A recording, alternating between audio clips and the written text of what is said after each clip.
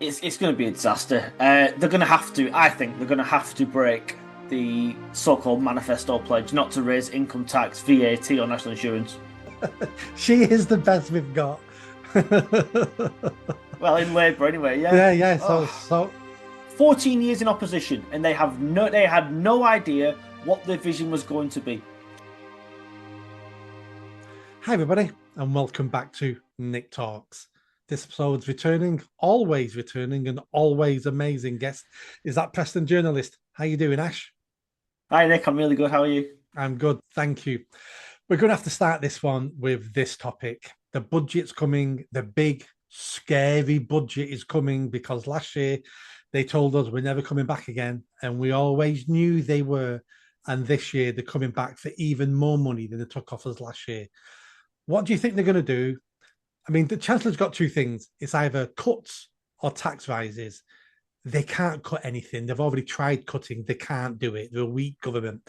So it's tax rises, but they've already said they're not going to increase income tax, VAT, and national insurance for workers. They've been saying that for several years now. What do you think they're going to do in a fortnight?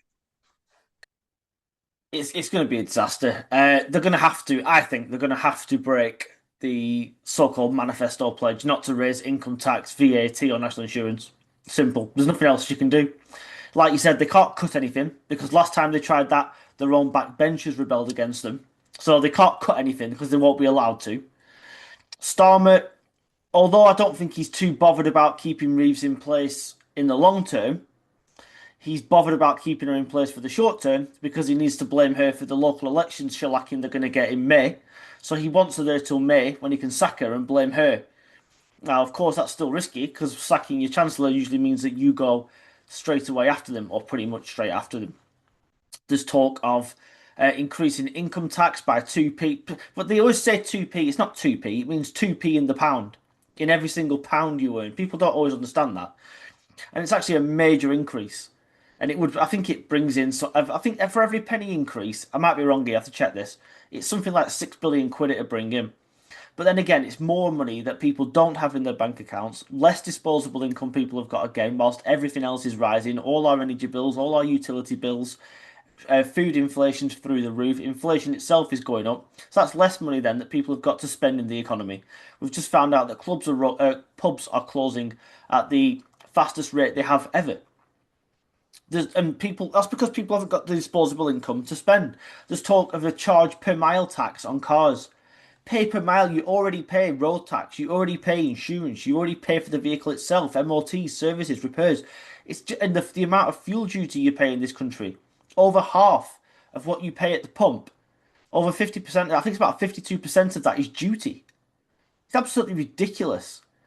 And yet she wants to tax more. I've just seen an article now. I'm not sure if it's genuine or not. It's come from Adam Brooks, and it says that there's actually not this 50 billion black hole that she's got to fill. It says 92 billion. I mean, if that's anywhere near accurate, we're in such big trouble. No matter what tax rises she does, she's in trouble. And by the way, with they've already broken the manifesto pledge. They just thought they were being smart asses when they decided to raise national insurance for employers rather than the individual people. It's still the same thing because all it did was put people out of work. Hundreds of thousands of people have lost jobs since Labour came into office because companies simply cannot afford to run because the last budget was £40 billion worth of tax increases all on the private sector, whilst they gave a 10 billion increase to the public sector that doesn't create any wealth and it had no KPIs attached to it whatsoever. So there was no productivity bonuses or anything. It was just, yeah, here you go, have some more money. That's what Labour are about. These people do not understand economics. I don't care what Rachel Reeves did in a previous life. She does not understand economics. I don't think any of them do. Um, not real economics. They read books that tell them what they want to hear. Now, you talked about employers' national insurance, and you're quite correct there. People lost their jobs over that. And if you're watching this and you didn't lose your job, well, fantastic, you didn't lose your job.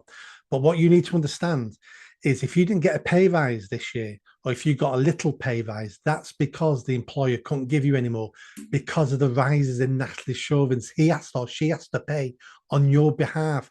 So you would have got a pay rise, but you didn't because that money went to the government in extra taxes. Now, let's get back to Rachel Reeves and what she may or may not do. So, if she tries to raise income tax, her backbenchers won't have that.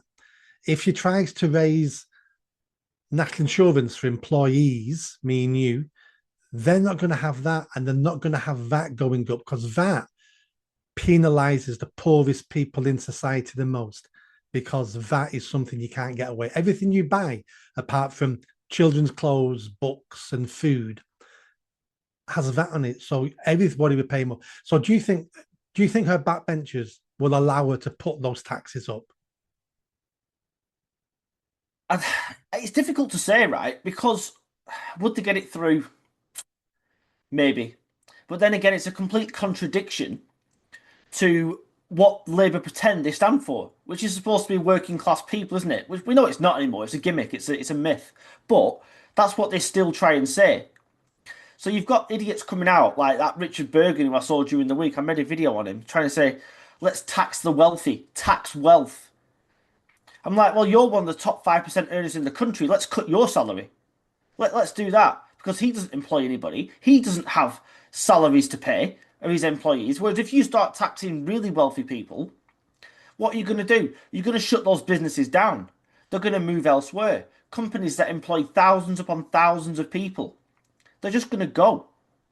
So yeah, they might get an income tax increase through, but there's the irony. They talk about working people and then do the complete opposite by stiffing them, by taxing their employers more because their brains don't compute the fact that everything's interlinked. These very wealthy people, maybe not all, but I said quite a lot of them, are linked to a lot of these big companies, whether they own them or invest in them. People's jobs rely on billionaires and millionaires founding companies and employing thousands of normal workers. And as soon as you start taxing those people too much, they take their jobs, they take their companies elsewhere. The backbenchers are probably thick enough to swallow that. Some sort of income tax rise, some sort of wealth tax. They're stupid enough to do it. Whether she'd actually do it or not, given that some of Labour's donors are very wealthy people indeed, and I don't think they'd like it if she started taxing them even more, I don't know. But I think they're going to look. I think they're going to look at a wealth tax. I think they're going to look at taxing people more at the higher end because that will go. It might not produce what they want. More millionaires will leave. It might produce less tax receipts into the exchequer. That might happen, but it will go down well on the backbenches that we're taxing rich people. Do, do you think Labour are at risk of a civil war here? As in, if they raise income tax, VAT on normal people, we've already had the newly elected deputy leader of the Labour Party, Lucy Powell MP from North Manchester. She's already said that we shouldn't be doing this. This is an election promise we can't break. We need to look at what we're doing as a late. She's already started. She's already started going, I want the number 10 job here. And I'm going to make everybody aware of that I'm a real socialist and I don't penalize working people, poor people. I mean, Rachel Reeves is between a rock and a hard place. There's no easy answers for her. There's nothing she can do that will improve her situation. Everything she does will have negative consequences. She can have medium term huge negative consequences, or she can have short term negative consequences. The short term would be her backbenchers, her party turn on her immediately because of the budget. A medium term negative consequences if she does start raising more taxes and no spending cuts. And a year from now, the economy does collapse and we do go to the IMF. So I think she may risk a short term. I've got another year in post waiting for a miracle. I don't think she's brave enough to take on her backbenchers, but what do I know? no, she's not. No, she's not. It's funny what you just said there. She's thinking, I've only got a short term left anyway. Should I just go shit or bust? Quite possibly. Somebody suggested the other day that she might just do whatever she thinks might bring a bit of extra money in and quit herself before she's sacked. I'm not sure she would do that because these people don't tend to resign because that means giving up their fat salaries and ministerial cars. It's probably what she should do. But no, Civil War, maybe, but Lucy Powell. Don't forget, everybody is looking at Starmer's job. The whole of the front bench and Andy Burnham and everybody else is they all know Starmer can't last, and they're all positioning themselves now for the number one job. Lucy Powell is there. In fact, let's face it, she's doing what she was put there to do. There was Starmer's candidate, Phillipson, and there was the party's candidate, Lucy Powell. They've put her there. First of all, it's a two fingers up to Starmer, saying "sod you, get out." Secondly, they knew that she was going to go in there and cause a whole heap of trouble. And every time he speaks now, she comes out and says the opposite. So you're quite right. She's after his job. That's what she's been put there to help, if you will, bring Starmer down. And that's what she's going to do. She don't care about Starmer. She wanted Burnham to be the next leader, but now he got too big for his boots and he's finished once again. Um, but I don't think it'll cause a civil war as such. But you're right. Whatever she does in this budget is going to be negative. And it's not, there's no sympathy here. They pretended to inherit this terrible economy, but it was the fastest growing in the G7, albeit small growth. It was still the fastest growing in the G7. We were projected to borrow 77 billion pounds this year, up to the end of the next tax year, sorry. We've borrowed 133 so far, and 104 of that has just gone on paying interest on our existing debt. They pretended there was a 22 billion black hole. No one's found it. In fact, the Times disproved it completely. There was no 22 billion black hole, which is why you don't tend to hear Labour saying it too much anymore because nobody believes it anyway. They've spent the last 15, 16 months, whatever it is, blaming the Tories for everything. That's not working anymore now. No one's listening. Starmer had the gall to come out last week and say, oh, the finances are much worse than we feared. Really, you've been in power for nearly well, not 2 years, right? A year and a half, whatever it is. You've been in power for that long, and you think we're going to believe that you've just discovered some new hole in the finances? No, this is all through their own creation because they're thick as pig shit. Reeves will have the only way she can do it is raising taxes, and she will do it, and she will break that manifesto pledge. She'll try and blame everything. I think we talked about this before. They've blamed Thatcher, they've blamed the miners' strikes, they've blamed everything they can possibly think of. Farage, Brexit, Liz Truss, you name it. But at the end of the day, nobody believes them anymore. All the newspapers last week, even the left-wing newspapers, your Guardian and that, were blaming Reeves and Starmer. Nobody believes it. It's everybody else's fault but theirs. And that's because these people are part of that Fabian society, that shady organisation that just tells people what they want to hear. It just tells them they are the best thing since sliced bread and you cannot possibly do anything wrong. And that's what these people have always had, especially Starmer, who's never been outside the public sector in his life. He's never had to work a proper day in his life. So, and that's the same with a lot of these people who've never worked a proper job in their lives. I've said before in the past, haven't I? It's ironic that Reeves is the only person there who's actually had a proper job. She has actually worked in the private sector in banking, and she's terrible. If she's the best they've got, then that's why the markets haven't chucked her out yet, like they did with Liz Truss, because they're so scared of what comes after Rachel Reeves, somebody even more incompetent, if that's even imaginable. That they don't want to boot her out. They're scared because there's no other alternative to her. She's the only one that's got any financial experience whatsoever. And look at the mess she's made. What do you, if they don't raise those three big taxes, and let's say they don't, let's say, oh, this is a smoke screen at the moment to make us all think, my word, this is what they're going to do. It's going to be horrendous. And at the last minute, she says, I keep my promises. I said I wasn't going to do it. I'm not going to do it. I'm going to raise money this way instead. And that's what sometimes they do. What are the other ways they could possibly raise some money? You mentioned road tax, so much per mile. That sounds good, but how would that work? Because the infrastructure for that would cost a fortune. It'd be easier to put extra tax on petrol and diesel because at least then you get the money coming in straight away. The more you use the roads, the more you pay for the roads. I don't want them to, but I get the psychology around that. There's talk about them hitting pensions, hitting savers. There's lots of rumours out there. If I don't do the big three, what do you think they may go after? I think the only thing she can do is to keep her backbenchers satisfied without, because let's face it, if they start raising fuel duty and all that, and then they start taxing EVs, that's what they're on about now, taxing EVs more, because after telling people to buy them and saying, oh, look, you don't pay road tax on all this stuff, that was never going to happen. Anybody who fell for that is an idiot. They were always going to tax it more once they realised how much they were losing because people weren't buying diesel and petrol cars. So that's one thing they're going to do. They're going to hit electric vehicles next. And people who own electric vehicles tend to be middle class and they've got money. Yeah, exactly. Yeah, your average working person can't afford an electric car because they cost a damn fortune. The only things you can probably do, and this is terrible, is borrow more. Keep borrowing. That's Labour for you. Just keep borrowing and borrowing and borrowing and spending and spending and spending. Will the markets allow that though? That I'm hearing now. I'm not an economist. You know more than me, and you're not an economist either. But you're well informed. I'm being told it's getting to a stage where the markets are going. We don't want to bother you any more money. You've a high risk now.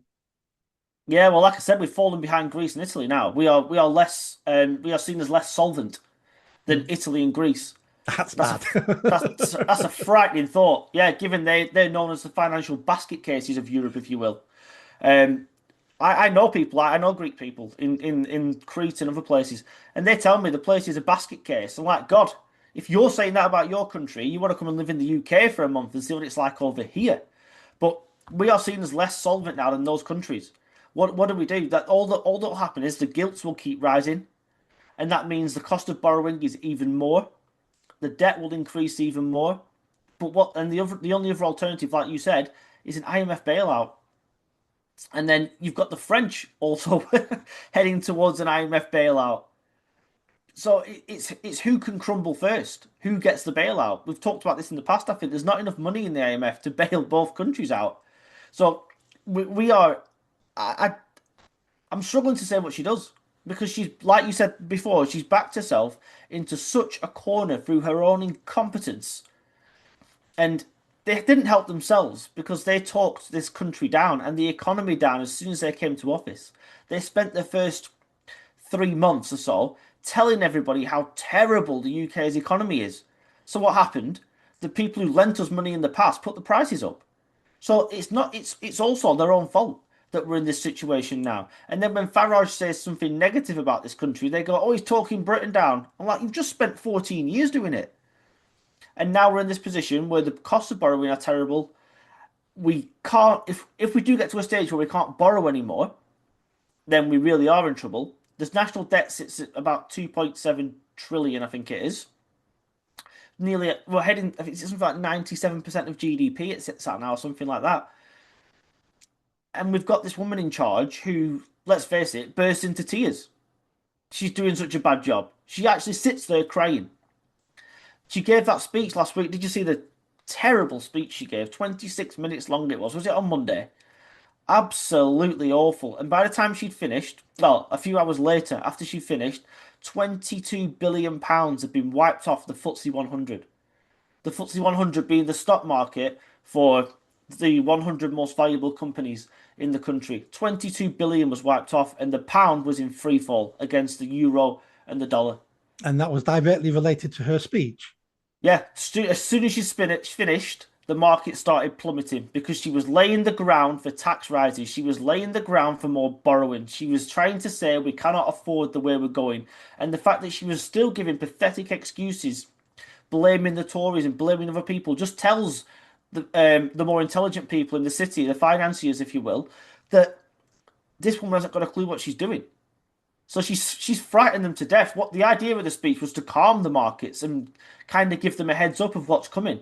It had the opposite effect. It actually made the markets go, they're in trouble. These like we best start taking money out of Britain again, and that's all that happens. It's ridiculous. We're in for a bad year, aren't we? Things are definitely going to, even if she did the best she could, we're in a mess anyway. She is. That's the frightening Yeah, thing. yeah. She is the best we've got. Well, in Labour anyway. Yeah. Yeah. Oh, Fine. Do you know what? You finally got me to admit to myself that I wanted to stay in post because even though I think she's incompetent, whatever replaces it is going to be so much worse. It's hard to imagine, isn't it? But it's probably true.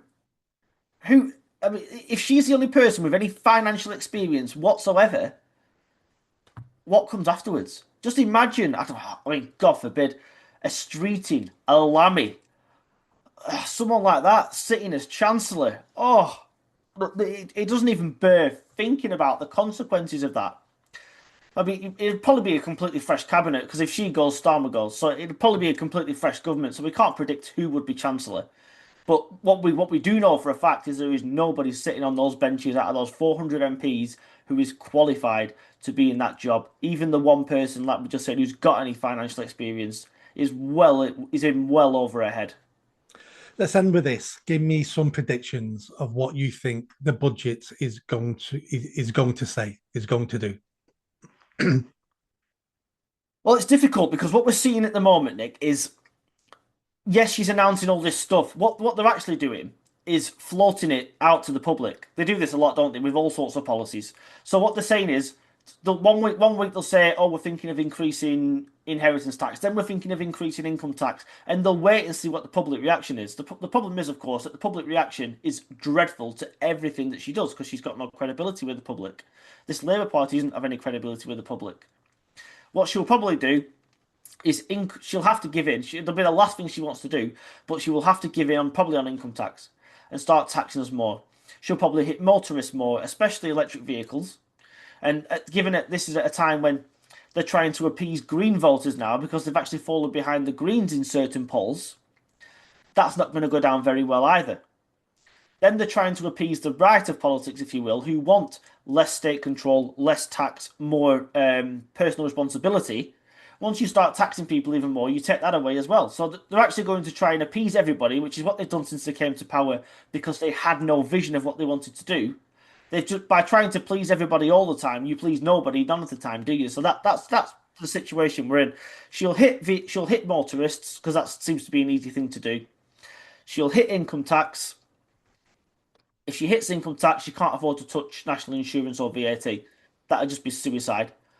Um, I mean, she can't really hit hospitality. They've already cost us something like 120,000 hospitality jobs. If she hits hospitality, then it won't even generate the revenue she thinks, I don't think. And this is where a lot of the problems stem from. All these policies they tried to bring in, the private schools on VAT, the farmers' inheritance tax, and all that. It's not raising any money. It's not actually raised anything. And then there's this talk of a 20% leaving Britain tax. If a billionaire or millionaire leaves Britain, you'll be charged 20%. Well, they're just going to move all their assets very, very quickly out of this country and sell off their properties very, very quickly. And that's all they'll do. And that's what I'd do as well if I was them. See, it's hard for me to say what they're going to do because, amazingly, given the fact that we're only 19 days away from the budget, they still don't know what they're going to do. Well, that was going to be my next point. If they're still floating ideas under 3 weeks before the budget, if they're still floating ideas, that means they have no idea. They have no plan. They don't know what they're doing. They're just trying to find the something to do that the public don't hate as much as all the other stuff. And you can't run a country like this on opinion polls by floating ideas. You need a long-term vision, and they haven't got it. No, 14 years in opposition, and they had no idea what their vision was going to be. It was power for power's sake. What probably happened is they couldn't believe how fast the Tories disintegrate, or how quickly, should I say, in such a short period of time, the Tories disintegrated. They probably envisioned being in opposition for a little bit longer. Then, but as if 14 years wasn't enough to, come up with some ideas. That's probably what happened. And then they found themselves in power with no policies at all. And even if they had announced some of the things that they've tried to do, such as welfare spending, such as higher taxes, higher borrowing, public sector pay rises, all this stuff, bringing in euthanasia bills, killing the assisted suicide bills, etc. If Labour actually told the truth about what they believe in, they wouldn't exist as a party. They wouldn't have an MP. They wouldn't get a single seat. But the fact that they lie That's the only reason they get into power. And we know now their manifesto was a complete pack of lies. Again, because if they told the truth, the Tories might have actually won. And everything Rishi Sunak said about Starmer in those debates before the general election, despite the fact nobody was listening to him, have come true. He was right about everything. And if I could go back to last year now, July, and not vote reform and vote for Rishi Sunak's Tories, I'm not saying I'd do it, but I'd seriously consider it. Wow, that's what a position Labour government have put you in. That you're thinking about, you're sorting now who you voted for because you'd have voted for the devil not to have Labour win that election. Ash, thanks so much as always. Very interesting. And let's get together on the day of the budget and let's see exactly what damage they're going to do to our lives. Yep, pleasure, Nick. Thank you. See you later. Bye bye. Cheers. Bye.